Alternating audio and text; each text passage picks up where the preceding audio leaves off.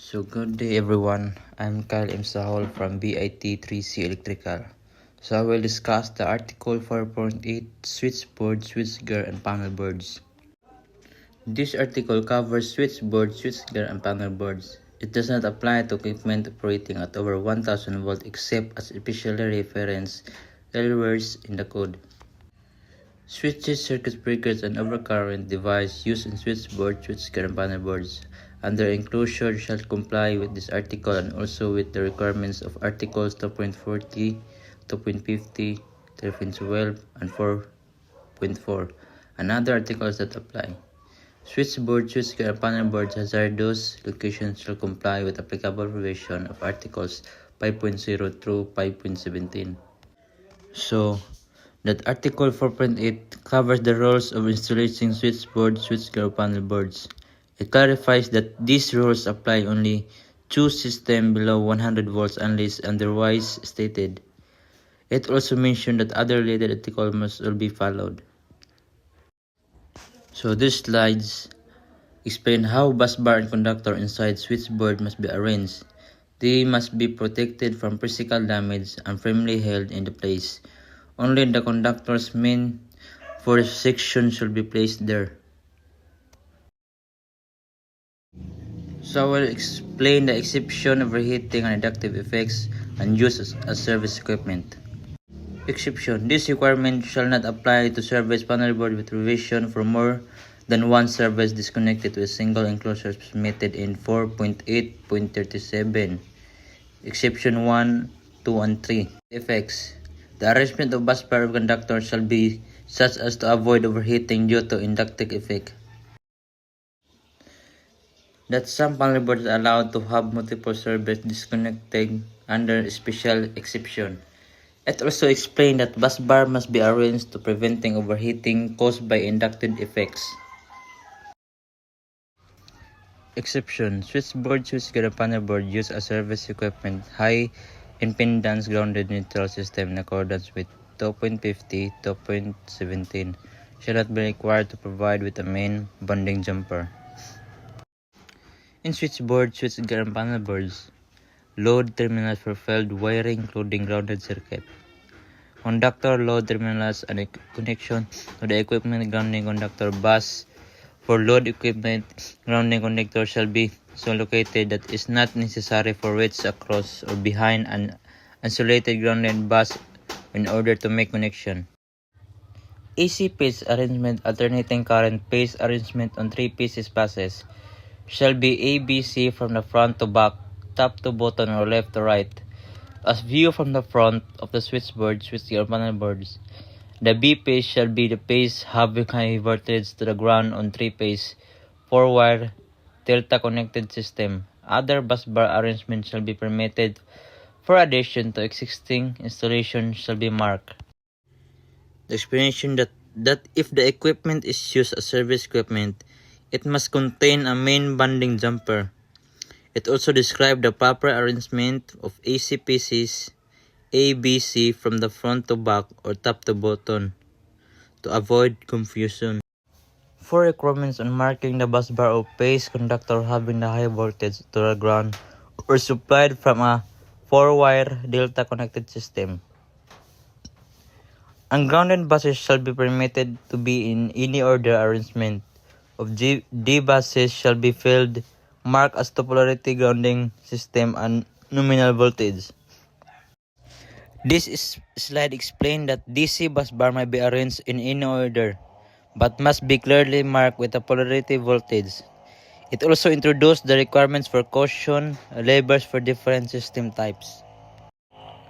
A switchboard, switchgear, or panel board containing a 4-delta connected system where the midpoint of one piece's winding is grounded shall be legibly and permanently filled marked as follows. This explained that system with a high leg delta must have a warning labels showing with phase that high voltage. This label helps technician avoid electrical hazard. This slide explained that ungrounded AC or DC system must have a labels informing workers that the system operates without grounding This ensures safe and proper maintenance. So another, that the high impedance grounding system must be also have a warning labels. These labels tell workers that the system may maintain voltage to ground for long period during faults. So minimum wire bending space, that explain that the switchboard and panel boards must follow minimum bending space requirement for wires. This prevents conductor damage and ensures safe wiring installation. Every circuit and circuit identification should be legibly identified as to clear, evident, and specific purpose or use.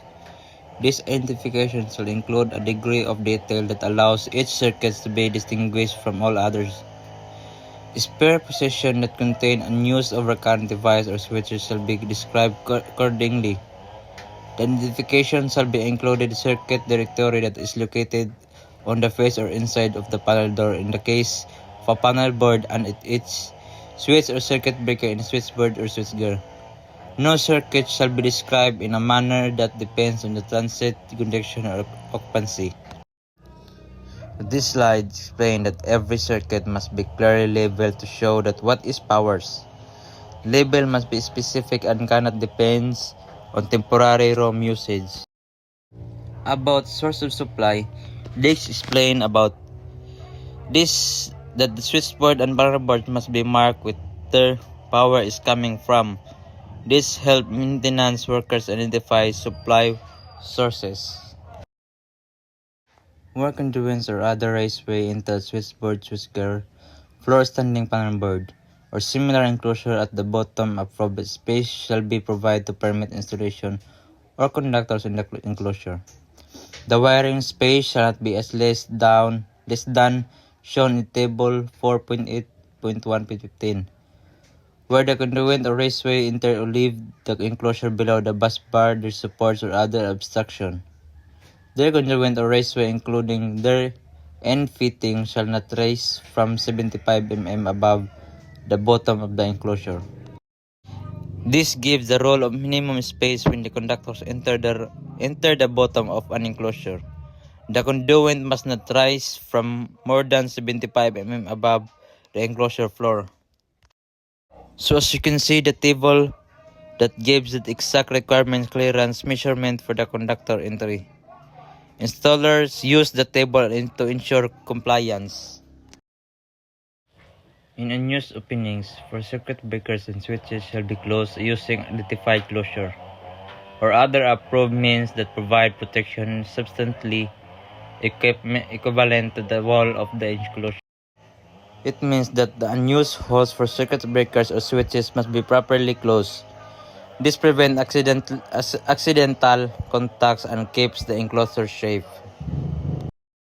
So about the switchboard and switchgear in damp or wet location, it explained that the switchboard must follow special rules when installed in wet location. This may follow Articles 3.12 and to prevent moisture-related hazards.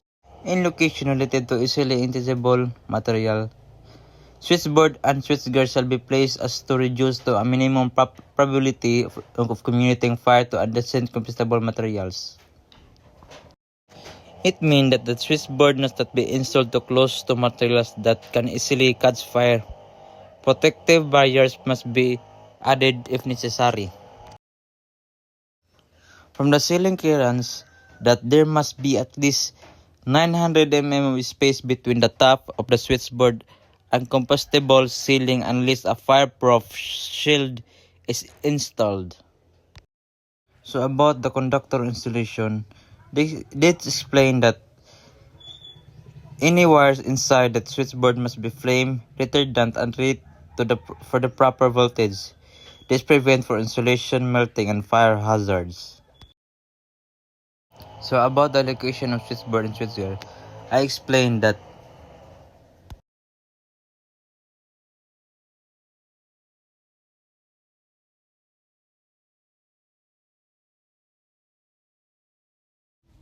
in grounding of instrument, that the meters, relay, and instrument and transformer must be grounded according to Article 2 8.50.9 that ensures safe operation.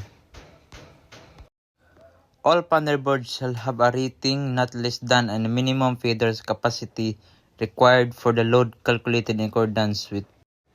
It means that the panel board must be rated high enough to handle requirement load basis on the computed demand that prevents overload.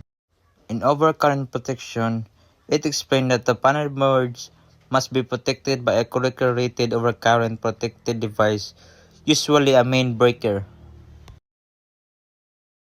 So there is the exception number 1, 2, and 3. It explained that the less situation where the panel board may not need individual protection. It also set limits for a number of current devices. Panel boards equipped with snap switches rated at 30 amperes or less shall have overcurrent protection of 200 amperes or less. It means that the panel boards with small switches 30 amperes or below must have overcurrent protection not exceeding 200 amperes. So supplied through a transformer. Where a panel board is supplied through a transformer, the overcurrent protection required by 4.8.37 shall be located in the secondary side of the transformer. It explained that when panel board is supplied by transformer, the overcurrent device must be located on the secondary side, with some exception. In delta breakers, a 3 pieces disconnected or overcurrent device shall not be connected to the bus of any panel board that has less than 3 pieces buses. Delta breakers shall not be installed in panel boards. It explained that 3 pieces delta breakers cannot be installed in panel board that do have a 3 pieces buses that prevents wiring mismatch. So in backfeed device, it explained that the backfeed device must be secured using a fastener to prevent accidental removal or disconnection. So about panel boards in damp or wet location, it explained that the panel boards in damp location must be follow moisture protection rules similar to switchboards. So in enclosure, that the panel boards must be installed inside proper cabinets or enclosure that must be dead front to prevent touching live parts. Related arrangement of switchboard fuses.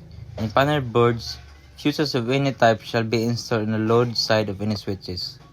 So it explained that the fuses must be placed on the load side of switches. They are part of service equipment. So about grounding of panel boards, it explained that how metal panel boards must be bonded or grounded.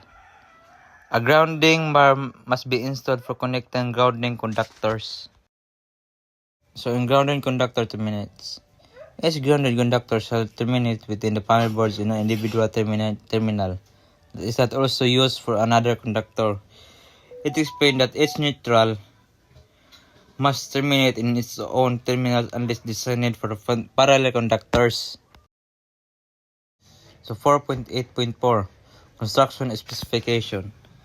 So it explained that the panel board surface must be made of moisture resistant, non-compostable materials, and bus bar must be rigidly mounted. So here, the protection of instrument circuit. That device like pilot lights, meters, and small transformer must be protected by overcurrent device, rated at least 15 amperes or less. This is to prevent small instrument circuit from overheating or catching fires. Component parts. Switches, fuses, and fuse holders used in the panel boards shall comply with the applicable requirements of Articles 2.40 and 4.4. It explained that the switches, fuses, and fuse holders used in the panel board must be follow the safety standard described in early code section.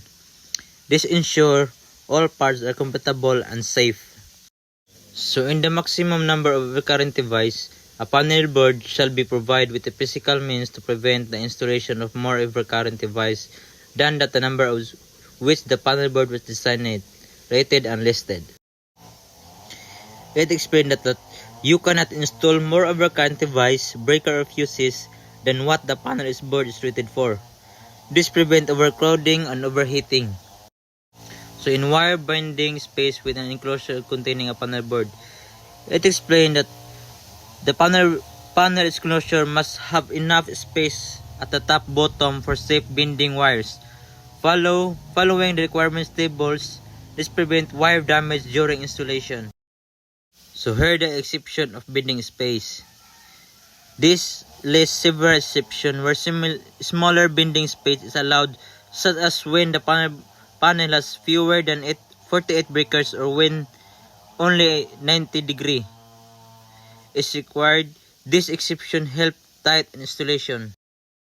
So side wiring binding space. Side wiring binding space shall be in accordance with table 3.12.1.6 for the largest conductor to be terminated in the space. So in backwire binding space, where a race switch or cable entry in the wall of the enclosure opposite of removable covers, the distance from the wall to the cover shall be permitted to comply with the distance requirement for one wire terminal in the table. So this means that side and back binding space must follow code requirements. Proper spacing ensure wires do not get pins which could cause short or overheating. In minimum spacing, the distance between bar metals, bus bar and forge shall not be at least specified in table 4.8.7. So makita natin yung table later on. This gives the rule for minimum spacing between the live metals parts and electrical equipment. So dara ang table lang ang giingon nito. So in panel board marking, this explains that panel board must be labeled with the manufacturer, voltage rating, current rating, the phase information. This marking must remain visible even after installation. In Article 4.9 Industrial Control Panels, which cover industrial control panels system used to control machinery and industrial processes, they must be installed safely like other electrical equipment. Scope. This article covers industrial control panels intended for general use and rating at 1000 volts or less. It explained that industrial control panels operate at 1000 volts or less than must follow UL 508A standards. These standards ensure that the panel is a safe or industrial use. This table shown a listing other core articles that apply depending on the equipment inside the control panel. Installer must follow these rules to avoid violation. The side of industrial control panel supply conductor shall have an opacity not less than 125% of the full load current rating of all heating loads plus 125% of the full loaded current rating of the highest rated motor plus of the sum full load current ratings of other connected motors and apparatus based on their duty cycle that must be in operation at the same time. It means how to size the conductor supplying control panel.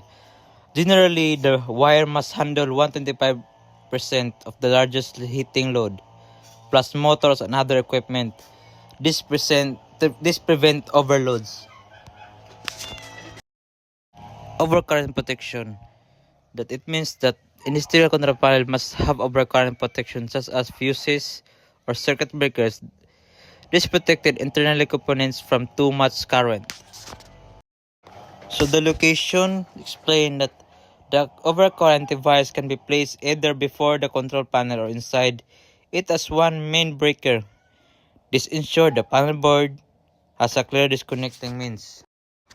In rating, this gives rules on how to compute maximum allowable rating for the protective device based on motors, heating loads, and equipment inside the panel. This ensures proper matching. Short circuit current rating. An industrial control panel shall not be installed where the available short circuit fault current exceeded its short circuit current rating as marked in accordance with 4.9.93.11. It explained that a control panel cannot be installed where the available fault current exceeds the panel rating. If fault current is too high, the panel can explode or catch fire. Documentation.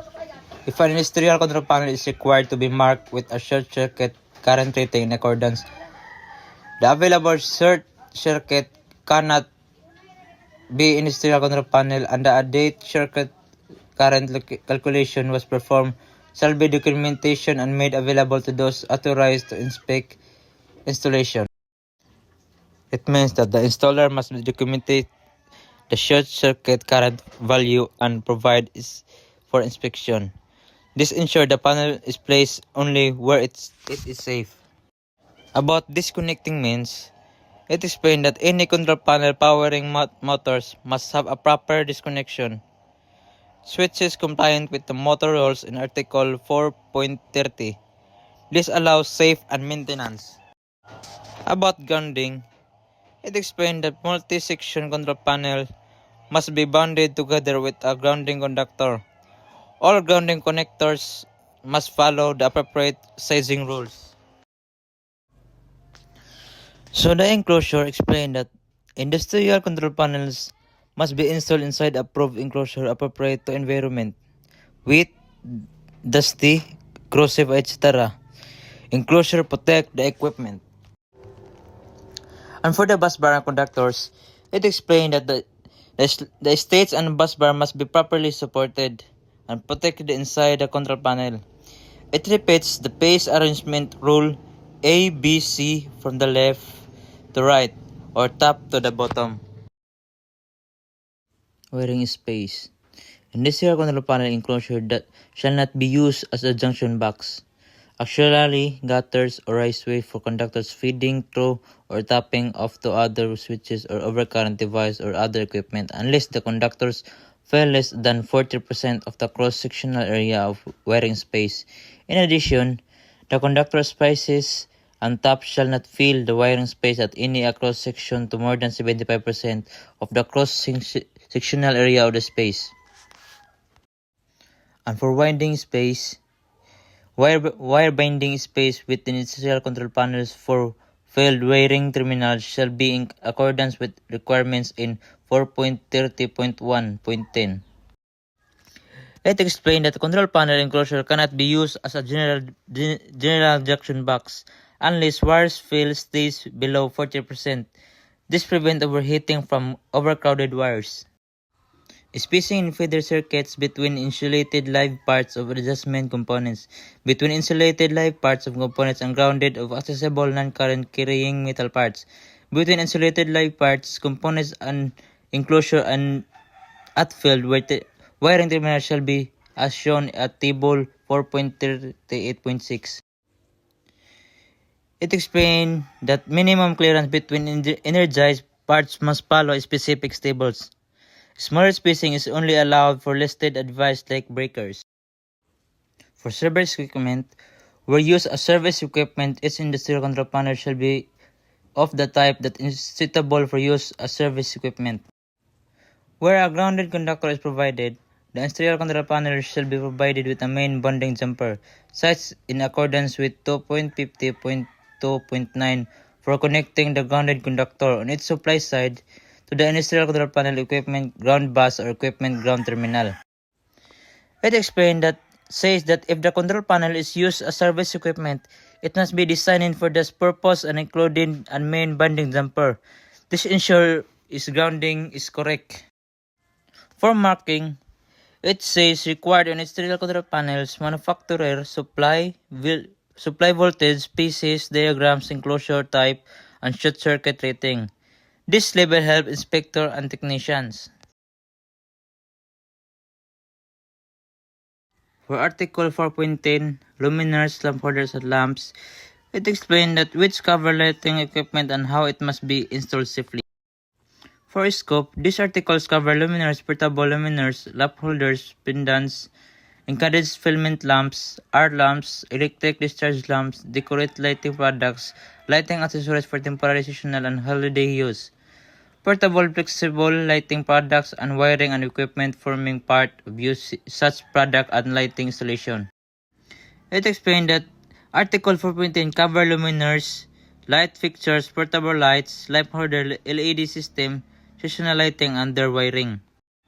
About closet storage space, it explained that define the safe space inside closet where lighting fixtures can be installed.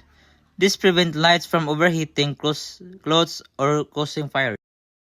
Live parts. Luminaires, portable luminaires, lamp holder, and lamp shall have no live parts normally exposed to contact.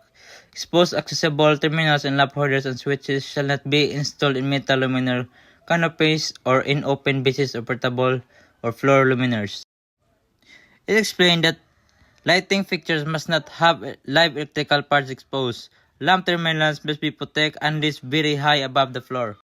For listing required, all luminaires, lamp holders, and retrofit kits shall be listed. So it explained that all luminaires and lamp holders must be listed, tested, and approved for safety. Only certified products may be installed. For the inspection, luminaires shall be installed such that the connection between the luminaire conductors and the circuit conductors can be inspected without requiring disconnection of any part of wiring unless the luminaires are connected by attachments, plug, and receptacles. Explain that the fixtures must be installed in a way that their wiring connection can be inspected without disassembling the entire unit. This helps during safety checks. For the wet and damp location, it explained that fixtures in wet or damp areas like bathrooms or outdoor space must be marked for wet or damp location. This protects against electrical shock. And for corrosive location, it explained that luminaires in corrosive environments like kitchen or industrial areas must be corrosion resistant. This prevents deterioration and hazard. For bathtub and shower areas, it explained that give rules for where lights can be installed around bathtubs and shower. No hanging or suspended lights are allowed within 900 mm horizontal and 2500 mm vertical zone. And for luminaires in indoor sports, make use and all-purpose facilities, it explained that lights in sport areas that might be hit by balls must have protective glass or plastic covers. Some may also require guards. And for luminaires installed in or under roof decking, it explained that the lights installed below metal roof seats must have at least 38 mm clearance from the decking. This prevents heat transfer that may cause the fires. For luminaires near combustible material, it explained that luminaires must be installed or constructed so that nearby combustible materials do not exceed 900 degrees. This ensures that the lighting does not become fire-raised. Open or hanging light fixtures are not allowed in closet because they can cause fire. In location, light must be installed with safe distance 150 to 300 mm from storage space to avoid heat touching clothes. Some LED fluorescent lights can be inside the closet if approved for that use. For space for cove lighting, must have enough space for safe installation and maintenance. For space for conductors, the canopy and outlet box must have enough space so that the wires and connectors of the light fixture can fit safely without being squeezed. And for temperature limit of conductors in outlet box, is light fixture must be built or installed so that the wires inside the outlet box not get hotter than their allowed temperature rating. For outlet boxes to be covered, it must have a cover unless light fixture or device already covers them. For covering of combustible materials at outlet boxes, it must any exposed combustible wall or ceiling around a large outlet box must be covered with non-combustible material for fire safety. For independent of the outlet box, LED and electric discharge lights not supported by the outlet box must use approved wiring methods, racewear or proper cables. Access to boxes. If the light cover a hidden box but isn't supported by it, the fixtures must have an opening to access the wiring inside. For general, light fixtures must be securely supported. Heavy fixtures over 3 kg or large ones over 400 mm cannot be supported by just a lamp holder's screw shell because it's too weak. For metal or non-metallic poles supporting luminaires, if the pole has handhold at least 50 mm or 100 mm with a cover for wet location so electrician can access the wiring. For the exception, no handhold needed if the pole is 2500 mm or shorter. The wiring continues without splice and the inside can be accessed by removing the luminaire. For number 2, if wiring is inside the pole, a welded or attached threaded fitting must be added for the supply connection. 3. Metal poles needed accessible grounding terminal. Small poles under 2500 mm do not need one if wiring has no splices. 4. Hanging base metal poles must have the base and pole bonded. 5. Metal raceway or grounding wires must be grounded to the pole with a properly sized grounding conductor. 6. Wire inside vertical poles must be properly supported. So here's the main of support. I will discuss the A, B to G. Outlet boxes. Approved outlet boxes can support luminaires. B. Suspend ceiling. Ceiling frames must be securely attached and lights must be firmly fastened with bolts, screw, rivets or approved clips. C. Luminaire studs. Studs must be made of strong materials like steel or malleable iron. D. Insulting joints. These must have an outer metal casing insulated from screw connection. E. Raceway fitting. Fitting must be strong enough to hold the full weight of the light fixtures. F. Busways. Luminaires can be connected to the busway as allowed by the code. J. Trees. Outdoor light be supported by the trees. General. Luminaires and lighting equipment shall be grounded as acquired in Article 2.50 and Part 4.10.5. It is all lights must be properly grounded. Luminaires with exposed conductive parts. Each exposed metal part must be grounded, insulated or out of reach. Small parts 38 mm from lamp terminals do not need grounding. Methods of grounding. Must follow proper methods and wire sizes. So I will explain the exception 1, 2, and 3. Exception 1. Lights must be insulating materials with no exposed metal don't need grounding if the wiring does not allow it. Exception 2. Replacement lights can be grounded using the outlet's grounding conductor and must follow grounding rules. Exception 3.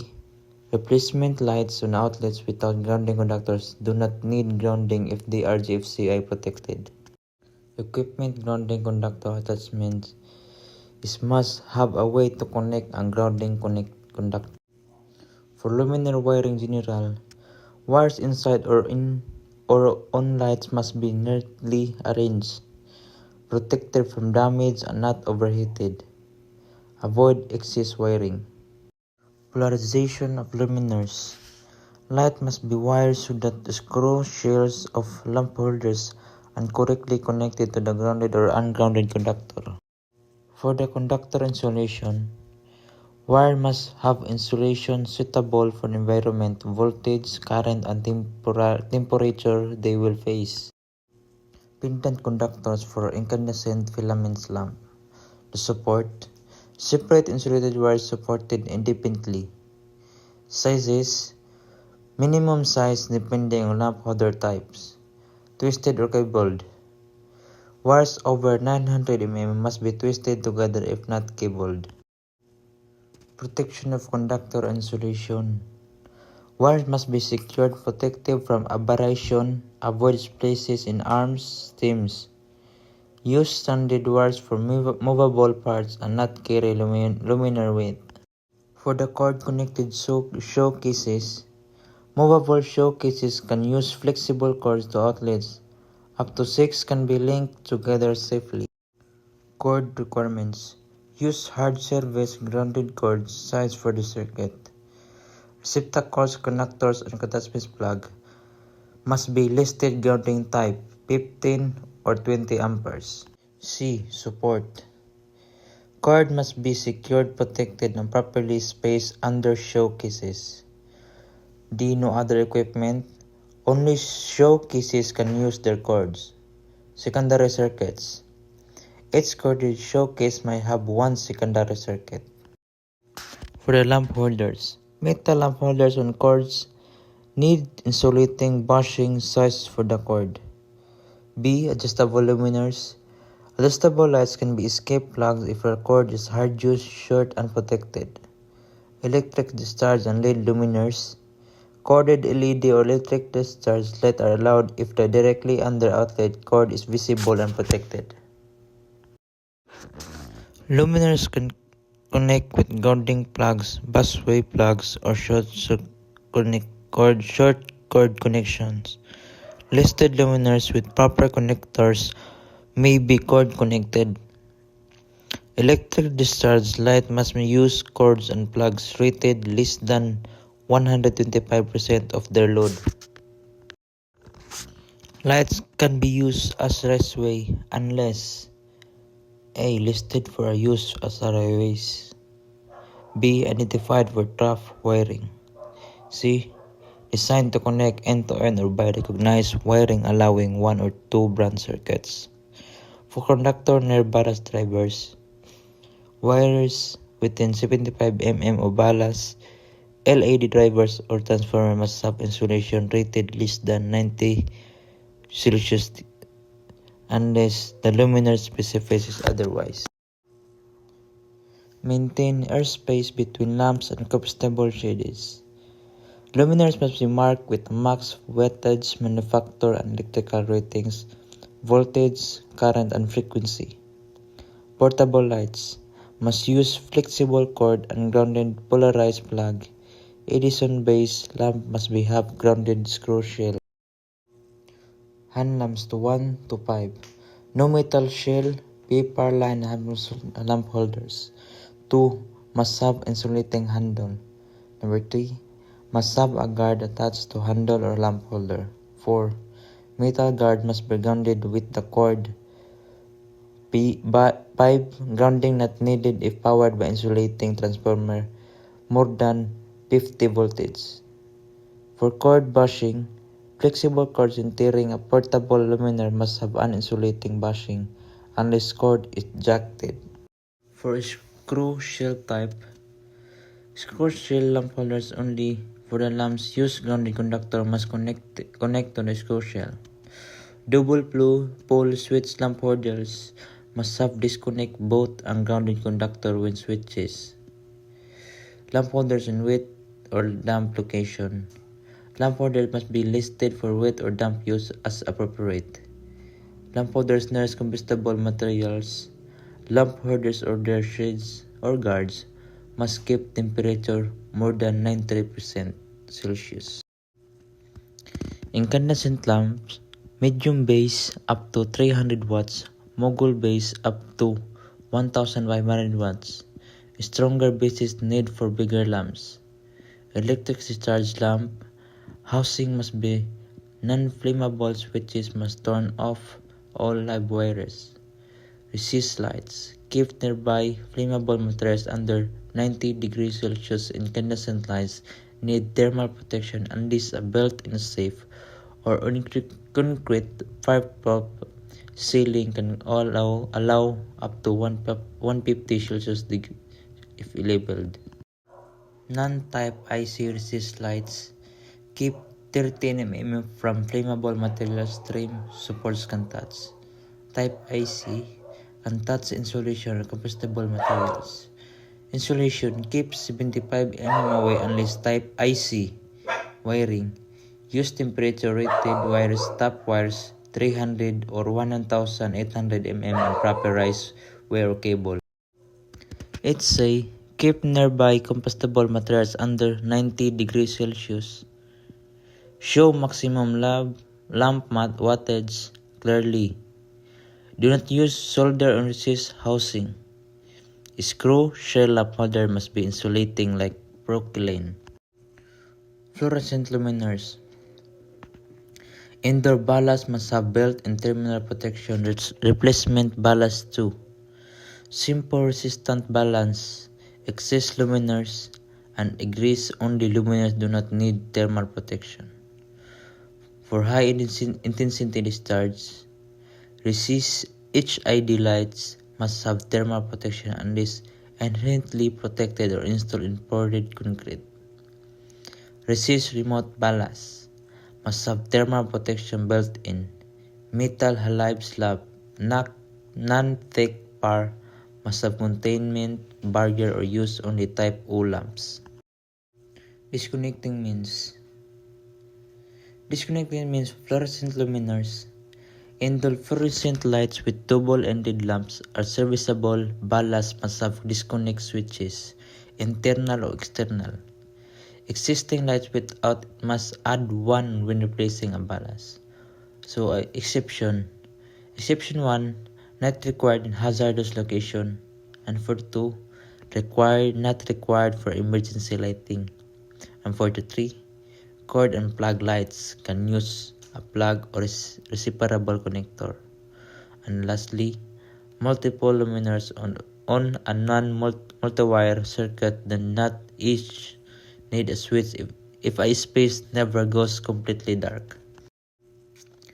On multi-wire circuits, the disconnect must break all conductors including the grounded one. The disconnect must be accessible to qualified person. If external, it should be a single device near on inside of the luminaires. DC equipment. DC luminaires must have equipment and resistor for DC use and be marked for DC operation. For high voltage equipment, less than 300 volts cannot be installed in dwelling unless no live parts exposed when inserting, using, or removing lamps. For exposed components, ballast, transformer, LED drivers, or power supplies must not touch to combustible materials unless listed for it. For combustible low-density circulose fiberboard, surface-mounted luminaire must be marked for their use or space at least 38 mm from the surface. Low-density cellulose feedboard panels more than 320 kg made of plant fibers, not solid wood or treated fire-resistant material. For metal cabinets, external equipment like reactors, capacitors, resistors must be in accessible permanent metal enclosure. For separate mounting, separate ballast, transformer, LED drivers, if listed for direct wiring, they do not need extra enclosure. For wired luminaire section, can connect with 10 mm flexible metal conduit more than 7,600 mm. Wires for one luminaire can share the same conduit as lamp supply. For auto transformer, must be supplied by a grounded system raising voltage less than 300 volts. For the switches, snap switches must meet standard 4.4.1.14. Transformer for electric discharge lighting 1000 volts. Must be enclosed, listed, and labeled secondary voltage more than 15,000 voltage to ground more than 7,500 voltage. The current rating more than 150 mA for less than 7,500 voltage, more than 300 mA for less than more than 7,500 voltage. For secondary outputs, cannot be connected in series or parallel. Location, accessible close to lamps and more than 90 degrees Celsius near combustible materials. lamps not exposed to physical damage.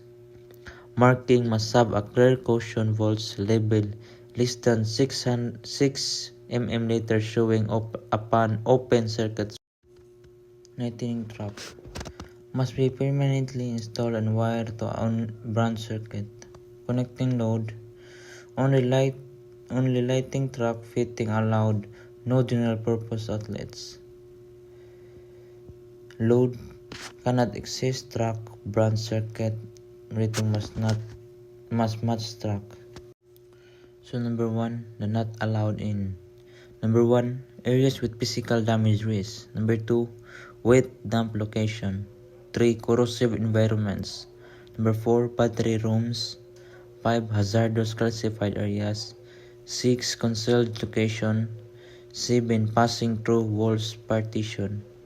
8, less than 1.5 m above floor and is protected for more than 30 volts.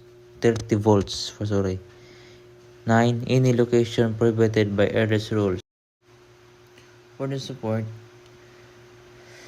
fittings made for the truck, firmly attached, keep grounding and polarity can hang directly from the truck. Heavy duty trucks, over 20 amperes, each fitting needs its own overcurrent protection. For mounting, secure enough to hold the heaviest lights. List more than 1.2 m or 2 supports, continuous section more than 1.2, add 1 support per section.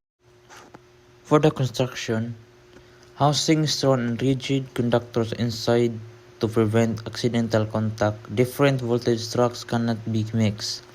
Conductors, minimum 3.5 mm copper track needs insulated and capped.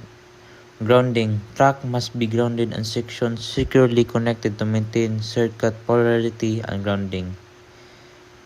For the decorative lighting, holiday and decorative lighting must be listed for the safety. Thank you.